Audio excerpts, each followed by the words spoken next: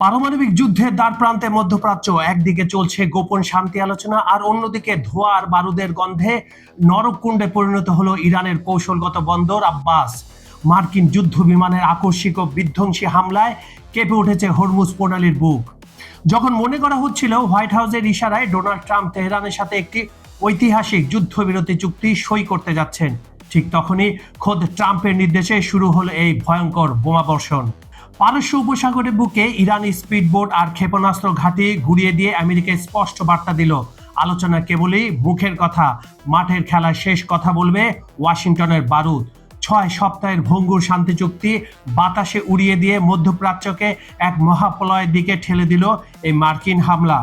তেহরানের বুক চিরে আসা বিকট বিস্ফোরণের শব্দ কি তবে তৃতীয় বিশ্বযুদ্ধের দামামা বাজিয়ে দিল? জানতে হলে ভিডিওটি শেষ পর্যন্ত দেখুন। শান্তি আলোচনার মাঝে ইরানে যুক্তরাষ্ট্রের বিমান হামলা।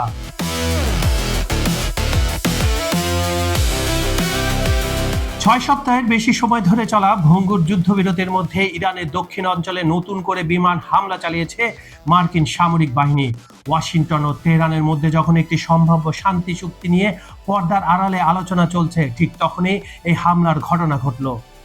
এই সামরিক পদক্ষেপের ফলে মধ্যপ্রাচ্যে চলমান উত্তেজনা কমার পরিবর্তে আরো দীর্ঘায়িত হওয়ার আশঙ্কা দেখা দিয়েছে, বিশেষ করে যেখানে মার্কিন প্রেসিডেন্ট ডোনাল্ড ট্রাম্প নিজেই কয়েকদিন আগে চুক্তির কাছাকাছি পৌঁছানোর ইঙ্গিত দিয়েছিলেন।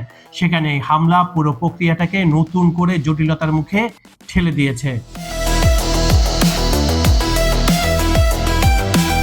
যুক্তরাষ্ট্রের সেন্ট্রাল কমান্ড সেন্টাকম এক আনুষ্ঠানিক বিবৃতিতে এই বিমান হামলার কথা নিশ্চিত করেছে। সেন্টাকমের পক্ষ থেকে জানানো হয়েছে, দক্ষিণ ইরানের কৌশলগতভাবে গুরুত্বপূর্ণ এলাকাগুলোতে এই অভিযান চালানো হয়। মূলত ইরানের ক্ষেপণাস্ত্র ঘাঁটি এবং পারস্য উপসাগরের সমুদ্রপথে মাইন পুঁতে রাখার চেষ্টায় লিপ্ত ইরানি স্পিডবোটগুলোকে লক্ষ্য করে হামলা পরিচালনা করা হয়েছে বলে তারা জানিয়েছে। ওয়াশিংটনের দাবি, এই সামরিক পদক্ষেপ কোনো আগ্রাসন নয়, বরং আত্মরক্ষা এবং ওই অঞ্চলে মোতায়েনকৃত মার্কিন সেনাদের নিরাপত্তা নিশ্চিত করার স্বার্থে এই পদক্ষেপ নেওয়া হয়েছে।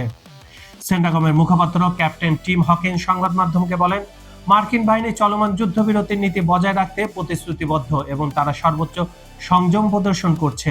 তবে মার্কিন সেনাদের উপর কোনো ধরনের হুমকি তৈরি হলে তা প্রতিরোধে কোনো ছাড় দেওয়া হবে না। আমেরিকান সংবাদ মাধ্যম দ্য নিউ ইয়র্ক টাইমসের এক প্রতিবেদনে বলা হয়েছে, পারস্য উপসাগরে অত্যন্ত গুরুত্বপূর্ণ প্রবেশদ্বার হরমুজ প্রণালীর কৌশলগত বন্দর নগরী বন্দর আব্বাসের কাছাকাছি এই হামলা চালানো হয়।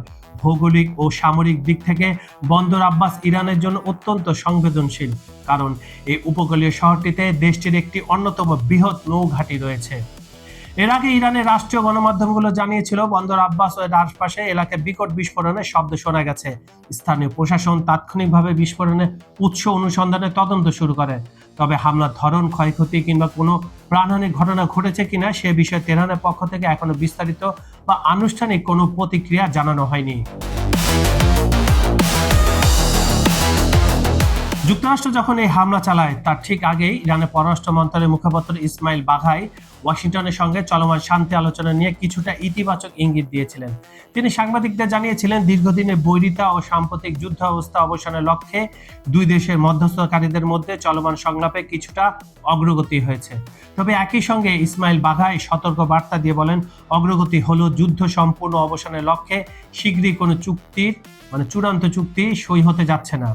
তেহরানের এই মিশ্র বার্তার মধ্যেই মার্কিন হামলা প্রমাণ করে মাঠ পর্যায়ে সামরিক উত্তেজনা কূটনীতিক টেবিলের আলোচনাকে যে কোনো সময় ভেস্তে দিতে পারে।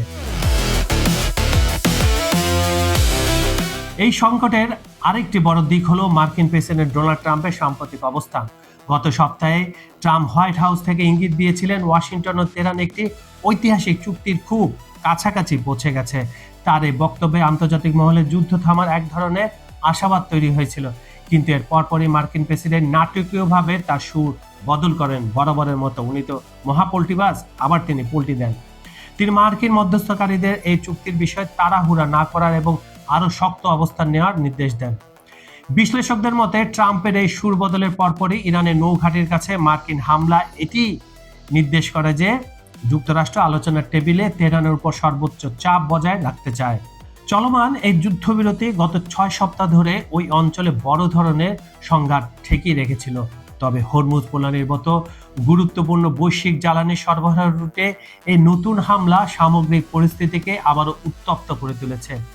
একদিকে ফ্রান্সে অভিবাসন নীতি নিয়ে প্রবাসী বাংলাদেশিদের উদ্বেগ, অন্যদিকে লেবাননের প্রতিরোধের যোদ্ধাদের প্রতি ইরানের সমর্থন, সব মিলে মধ্যপ্রাচ্যকে কেন্দ্র করে ভূ রাজনীতি এখন চরম অস্থিরতার মধ্যে দিয়ে যাচ্ছে। এই বিমান হামলার পর দুই দেশের মধ্যে সম্ভাব্য শান্তি চুক্তির ভাগ্য আসলে কোন দিকে মোড় নেবে তা এখনো অস্পষ্ট। ইরান যদি এই হামলার জবাবে কোনো পাল্টা সামরিক পদক্ষেপ নেয়, তবে 6 সপ্তাহের কষ্টার্জিত যুদ্ধবিরতি পুরোপুরি ভেঙে পড়তে পারে এবং মধ্যপ্রাচ্য আরেকটি পূর্ণাঙ্গ যুদ্ধের দিকে ধাবিত হতে পারে। বিশ্ব নেতারা এখন গভীর উদ্বেগের সাথে তেহরানের আনুষ্ঠানিক প্রতিক্রিয়া এবং ওয়াশিংটনের পরবর্তী পদক্ষেপের দিকে নজর রাখছে। ইরান যদি আবার পাল্টা হামলা শুরু করে, তাহলে যুদ্ধটা আবার শুরু হয়ে যাবে। তাহলে কি শান্তির আড়ালে এক ভয়ানক রক্তক্ষয়ী যুদ্ধের ব্লুপ্রিন্ট তৈরি করছে ওয়াশিংটন? একদিকে হোয়াইট হাউসের ড্রয়িং রুমে বসে কফি কাপে চুমুক দিয়ে শান্তি চুক্তি শোয়ের নাটক, আর অন্যদিকে হরমুজ প্রণালীতে টমাহক ক্ষেপণাস্ত্রের গর্জন। ডোনাল্ড ট্রাম্পের এই ডাবল গেম মধ্যপ্রাচ্যকে কোনো নরকের দিকে ঠেলে দিচ্ছে, তা এখন কোটি টাকার প্রশ্ন। ইতিহাস সাক্ষী রয়েছে, পারস্য সিংহরা কিন্তু সহজে মাঠ ছাড়ে না। আমরা গত 40 দিনের যুদ্ধে সেটা দেখেছি। ইরান কিভাবে প্রতি হামলায় তছনছ করে দিয়েছে মার্কিন যুক্তরাষ্ট্রের ঘাঁটি এবং ইসরায়েলের ভেতরের অংশ। এটা কি আবার এখন শুরু হবে? সময় সেটা বলে দিবে। বন্দর আবাসে মার্কিন বোমাবর্ষণের পর তেহরানের এই আপাত নীরবতা কি এই মহাপ্রলয়ের আগের স্তব্ধতা? আয়াতুল্লাহদের ক্ষেপণাস্ত্রের বাটন কি তবে এবার জেদ আর প্রতিশোধের আগুনে চেপে বসবে? যদি ইরান পাল্টা আঘাত হানে, তবে বিশ্ব অর্থনীতি চূর্ণ বিচূর্ণ হয়ে যাবে, তেলের বাজারে লাগবে আগুন, আর হরমুজ প্রণালী পরিণত হবে তৃতীয় বিশ্বযুদ্ধের কসাইখানায়।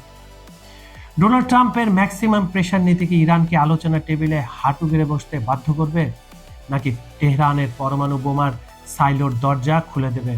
তা দেখার জন্য পুরো বিশ্ব এখন বুক ধরফরানি নিয়ে অপেক্ষা করছে।